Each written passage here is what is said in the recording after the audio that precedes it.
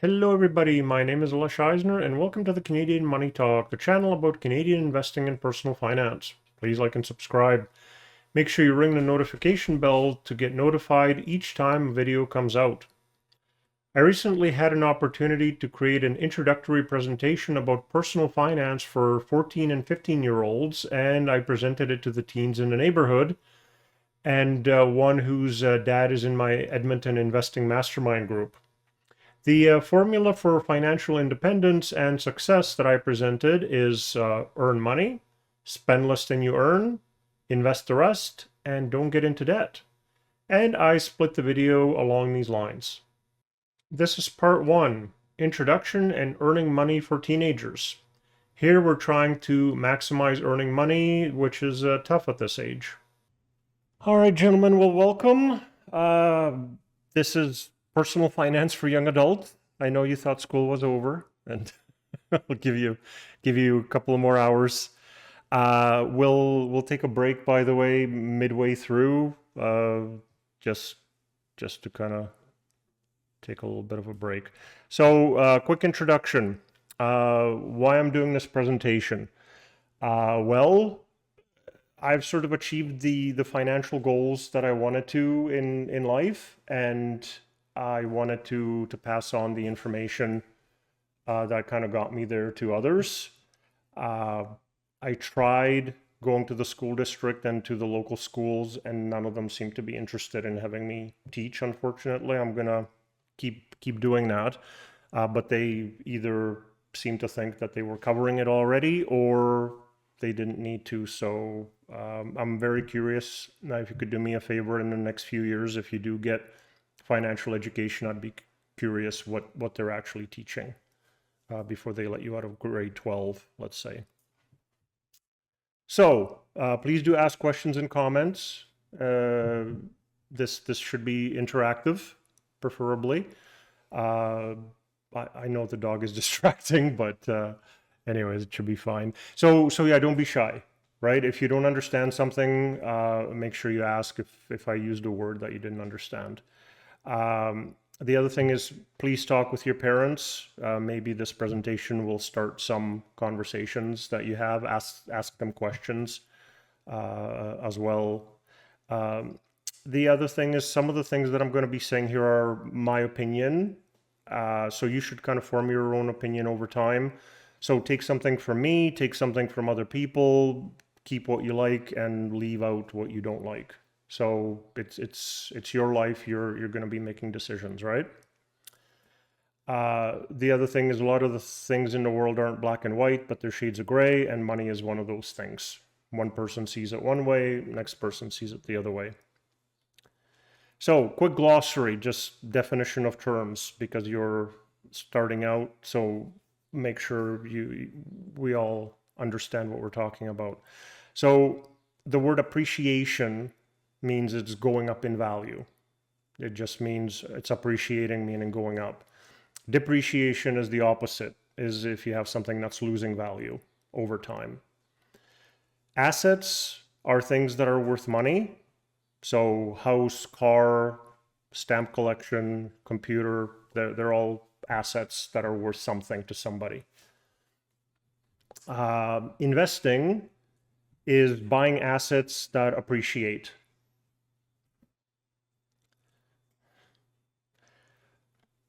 And now we're going to get into compound interest. So interest is rent on the use of money.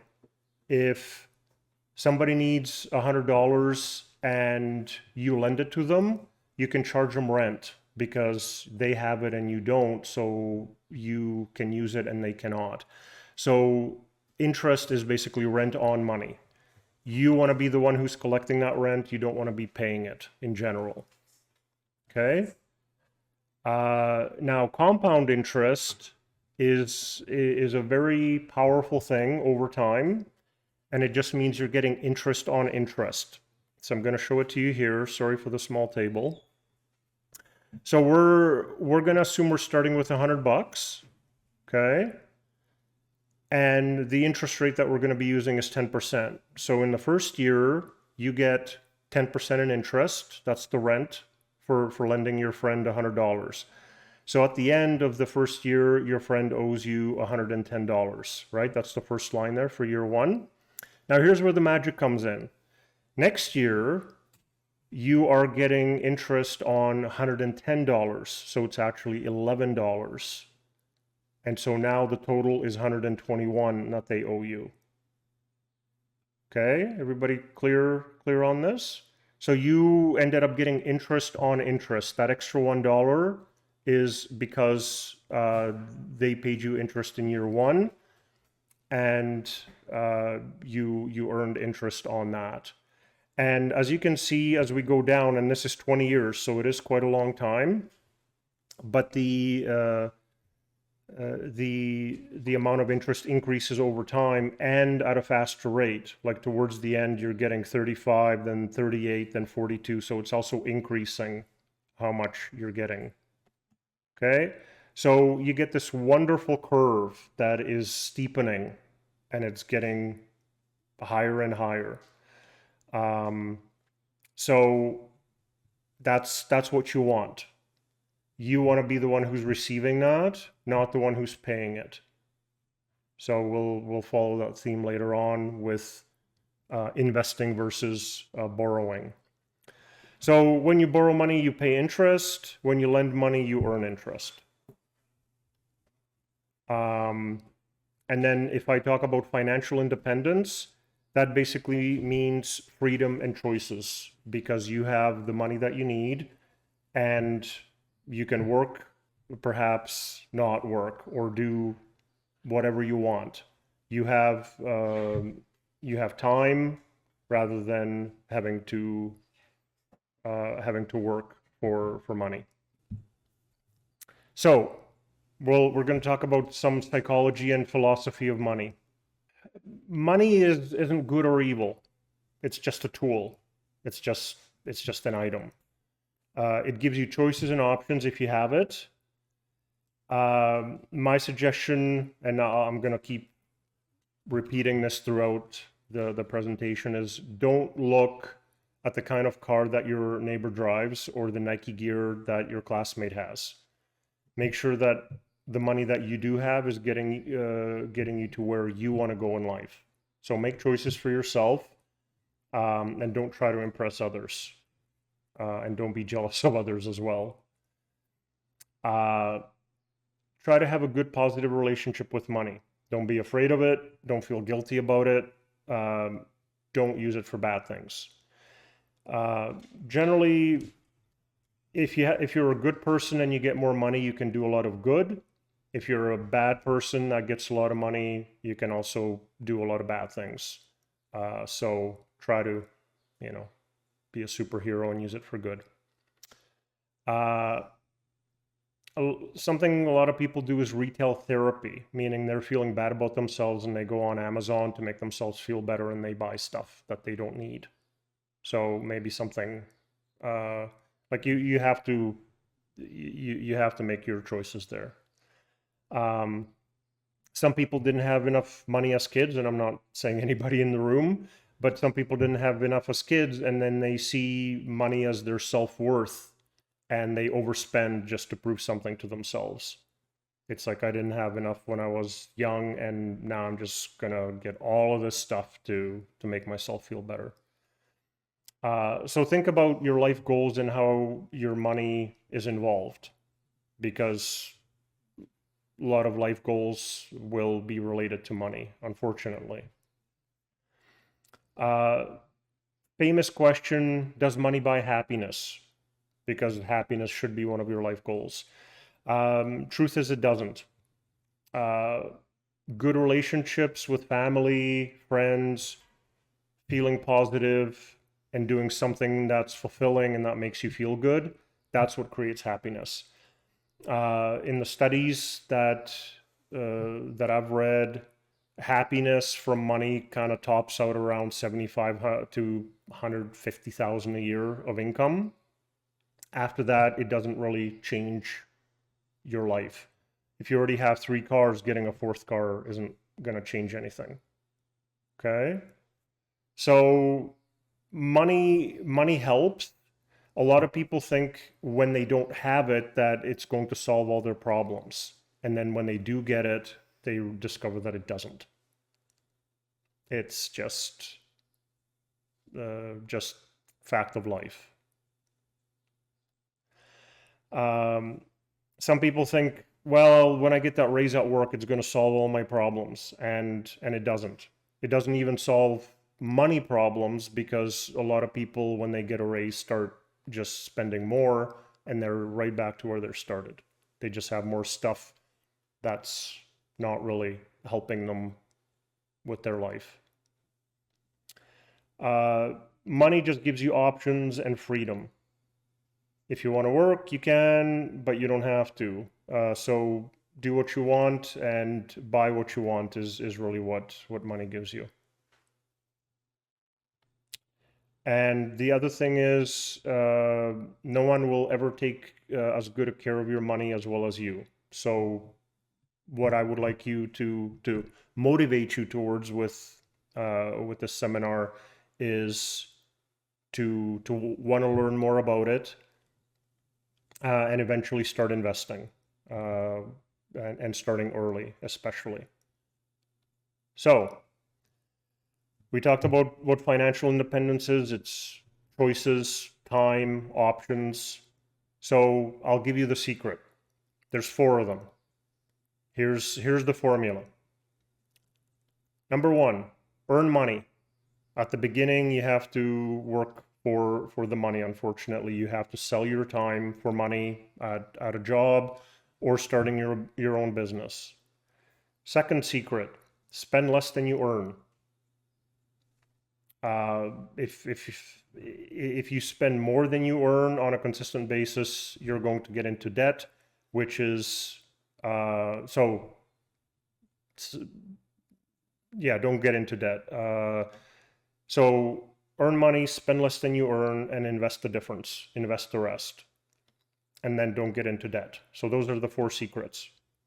And we'll dig into each one of those as we go. They're kind of the main theme. But financial independence and having the money that you need, it's relatively simple. It's not always easy, because there's temptation to spend a lot and to get into debt in order to spend. If you can avoid that, then you'll be fine. So the components. Here's the earning of money. Try to maximize that. Get a well-paying job. Minimize the spending, but make sure that you're living your life. I'll tell you, I'm probably more frugal, meaning I spend less money than probably 99% of the people out there.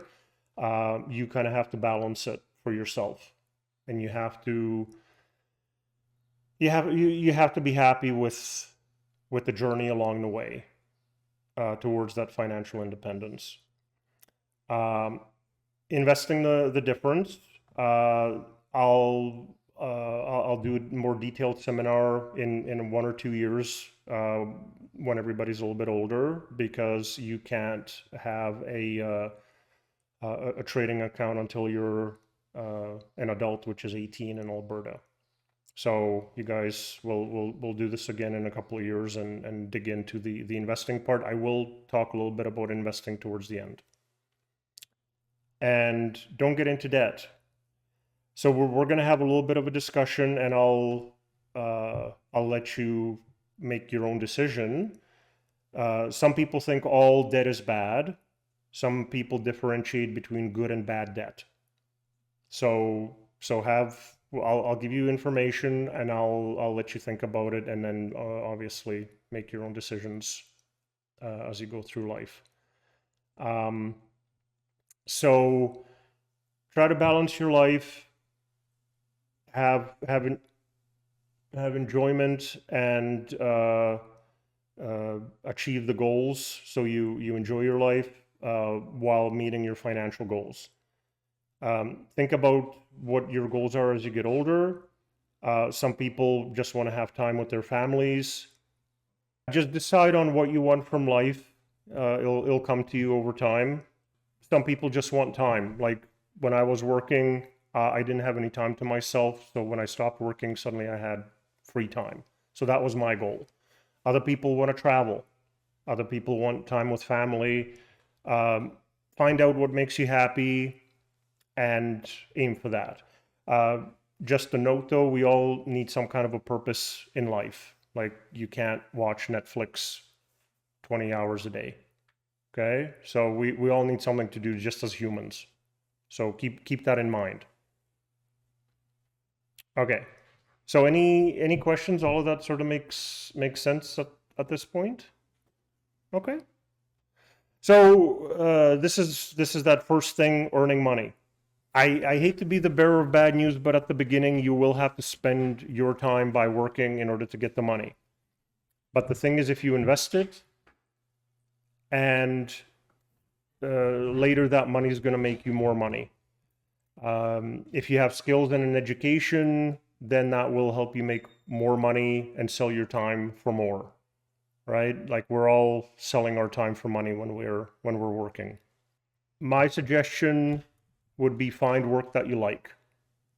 I unfortunately found a high-paying job that I didn't enjoy, and I stuck to longer than I needed to or should have.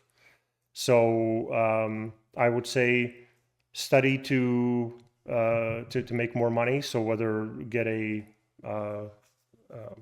certificate if you're in the trades, or get a bachelor's degree, whatever your ideal job requires. You are trading that time for money, but later the money will be making you more money without you having to work for it. One thing I've sort of noticed very early on, you kind of need to make a decision on a career. So if you do go to post-secondary education, a lot of people don't know what they want to do with their lives, and so they experiment and they take a history major, then they take a philosophy major, then a business major. So try to do it quickly, because as you're taking different courses, you're obviously paying for it. Yeah, choose a career and stick to it, I guess, would be the other suggestion I would have. As far as a job, pick an enjoyable one. This was something I didn't know as a young adult, so wanted to throw that out there. If somebody says white collar job, then that's usually in an office or at a computer or pushing paper. Blue collar job is usually working with your hands. Both are equally good, and if you're good at anything that you do, you're going to get paid very well. Like in Canada, plumbers and electricians make a great living. Just some ideas how to pay for education or the journeyman certificate if you're going into the trades. Ideally, know what you want to do before paying for a degree, but like I said, a lot of people experiment in college. RESP stands for Registered Education Savings Plan. If your parents opened one of those and have been paying into it, then there's a little bit of money in there. Possibly not. There's grants and scholarships. When I was in grade 12, I signed up for everything. Just wrote essay after essay and ended up getting a scholarship, so my education ended up being free, because I lived at home as well, so I didn't come out with student debt, which was helpful. I know it'll take a little bit of time, but just apply for whatever you can. There's a lot of scholarships and grants that go unclaimed, so I would suggest you anything that you're good for. Bursaries are another name for scholarship. If you do get a student loan for whatever education you want to get, the suggestion is not to borrow more than the job that you're going to get after that education is going to pay you in the first year. So some degrees are more useful than others. Not to poke fun at philosophy degrees, but it's hard to get a job in philosophy unless it's teaching. So don't get $200,000 in student loans and get a philosophy degree and then get a $40,000 a year job. So try to make it appropriate. And while you're studying, you can do part-time work. There's also co-op programs through your institution that will help you pay for that education. And then, of course, if you're going for something in the trades, you can be working as an apprentice while you're getting your journeyman certificate. This concludes what I think is the most important financial information young people need to learn. If you have any requests on what you would like me to cover in future videos, please put that in the comment section. If you'd like to get in touch, please reach out on any of these social media channels, and may you have a profitable day.